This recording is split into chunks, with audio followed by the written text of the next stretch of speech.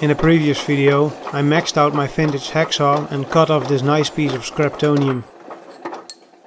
It is going to be a backing plate for this old dilapidated Cushman 4-jaw chuck that I have, and it will increase the machining possibilities of my old Kerger lathe a bit. So let's make some chips. Actually, there will be a shitload of chips and some cheddar. About a year ago I managed to mount this old 3-jaw chuck to the faceplate I had for this lathe. Now the inside jaws are a bit bell-mouthed, but for this project I need to use the outside jaws, and they are in a lot better condition.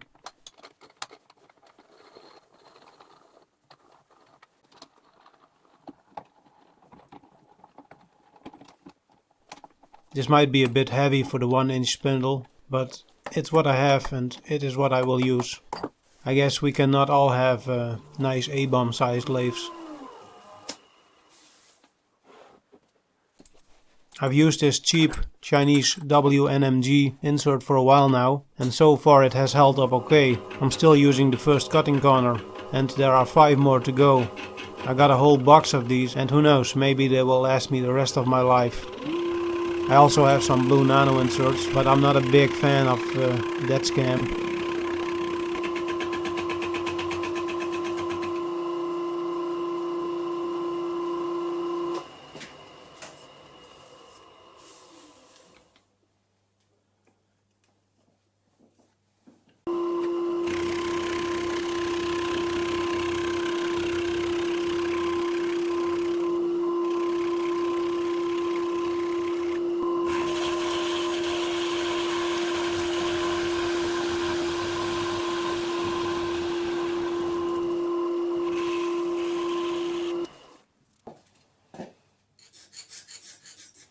Very nice, I approve.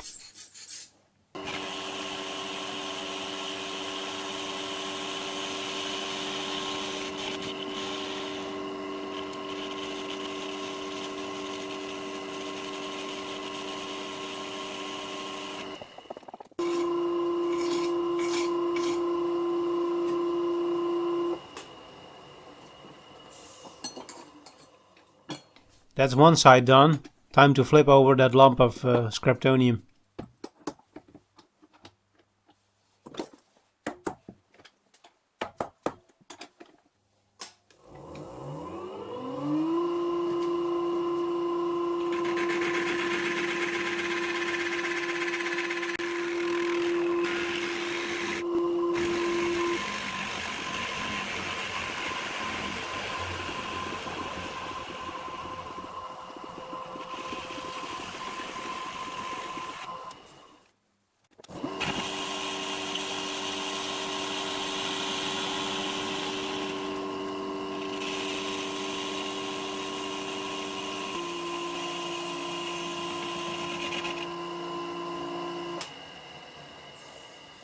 And with both sides cleaned up, it's now time to punch a hole through this thing.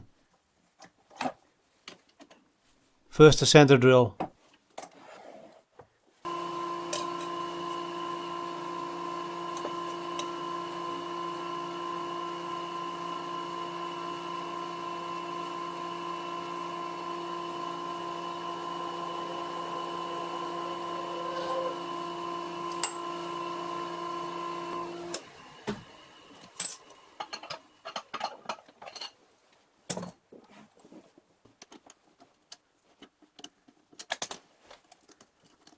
Up next is a 4mm pilot drill.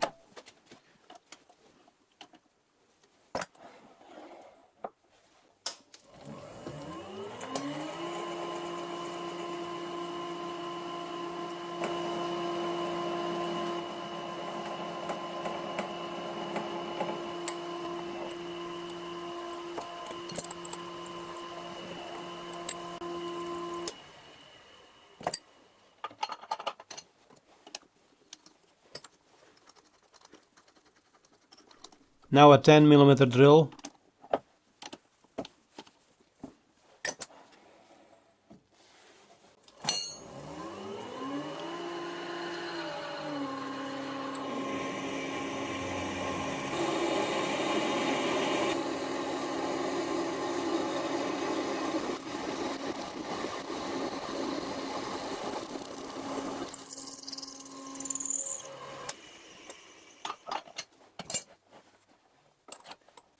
And finally a 16mm taper drill bit.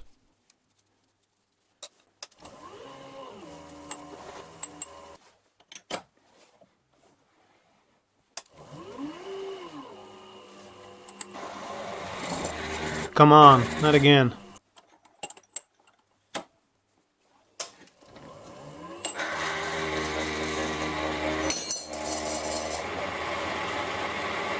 I got this one from Banggood and it is actually pretty decent.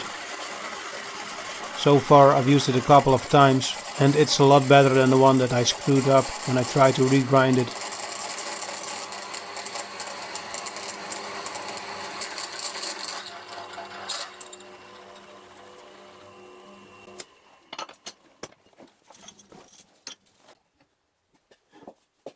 Now I need to remove the chuck so I can set up my reference bar, so I can set the top slide parallel with the bed of the lathe.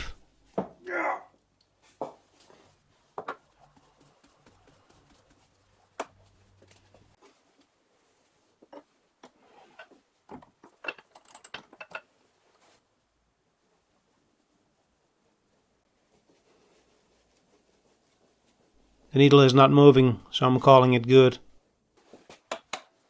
I should have done this before I started turning, because that chuck and that lump of scriptonium, it's rather heavy.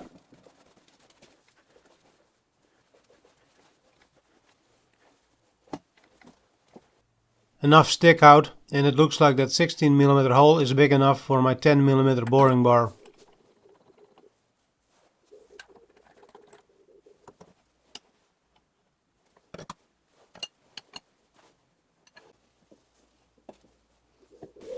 Listen. You can hear a couple of flying rats messing with my recordings. If it isn't that fucking rooster, it's pigeons. I guess I should have done this at the beginning, but I forgot. Let's bore this hole.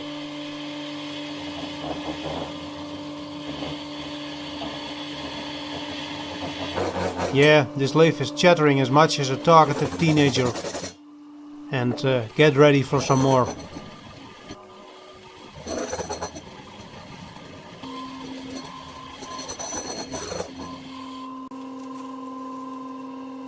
Some loop.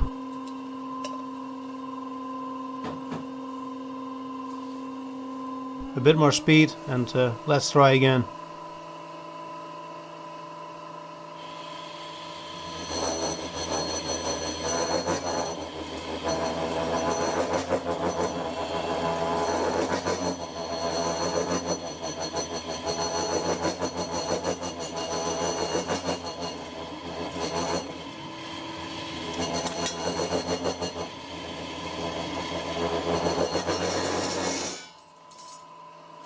The horror! I welded a washer to the remaining lump of scriptonium and suspended it underneath the motor of the lathe, and I'm hoping the extra weight will dampen the chatter a bit.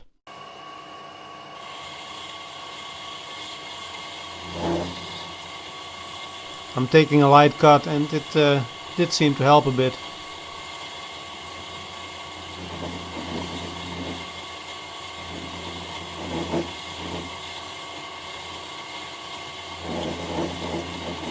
But no, there's the chatter again, although it is less extreme this time. I guess the extra weight did help a little bit.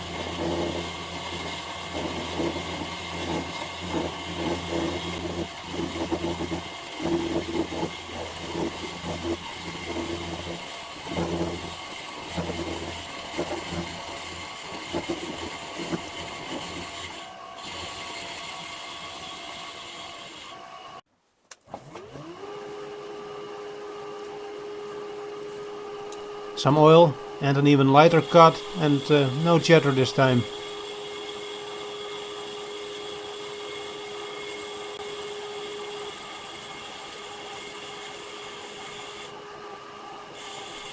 But don't think the problem was solved.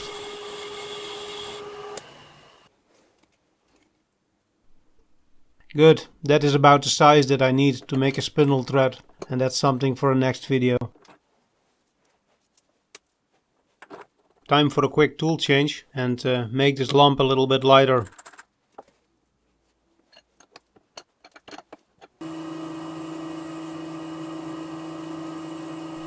First I'm trying to improve the surface finish a bit.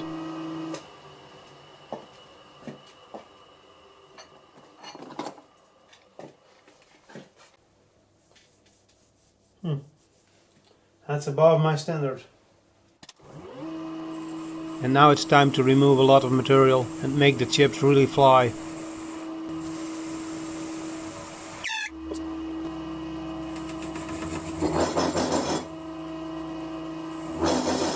The outside of the workpiece was especially prone to chattering. What the hell? Let's speed this up a bit. In real life it took at least a couple of hours with all these many light cuts.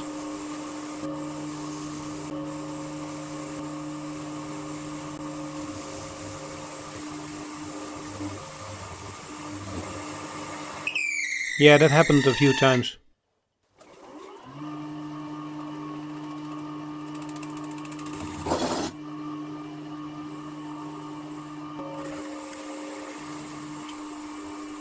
Chips were literally flying everywhere.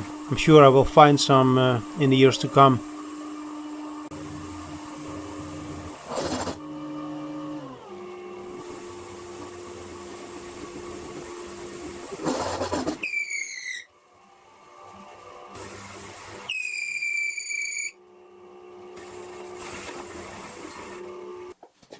This magnet on a stick is probably one of my best lathe related purchases I ever did.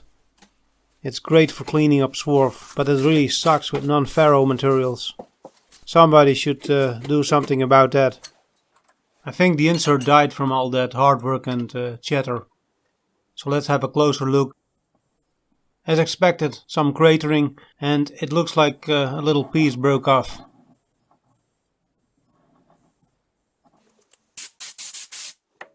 So it's time to flip the insert and launch some more chips into a low Earth orbit.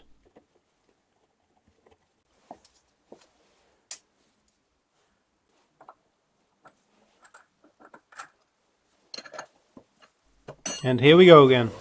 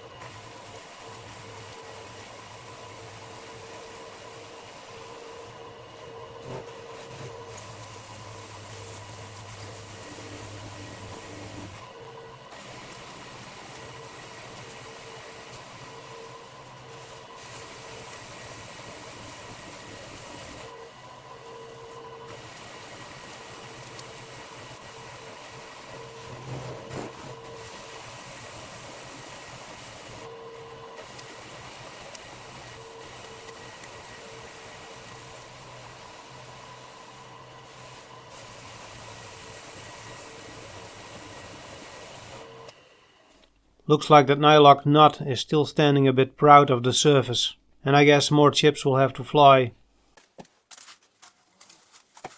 But first a little cleanup, because I can no longer walk here without embedding some metal into my clogs. So let's continue this shit show.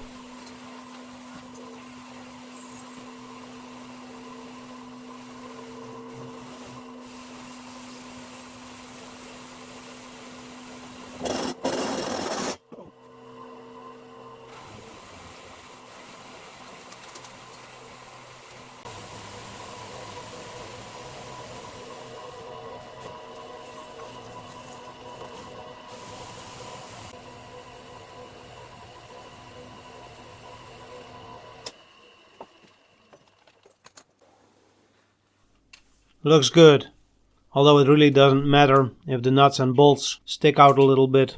It's not like they are going to hit the headstock. It's more a visual OCB thing.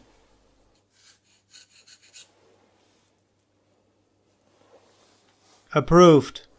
And now I will have to do some cleaning up and dig out that swarf from my clogs. Otherwise there will be more bicycle tires to mend.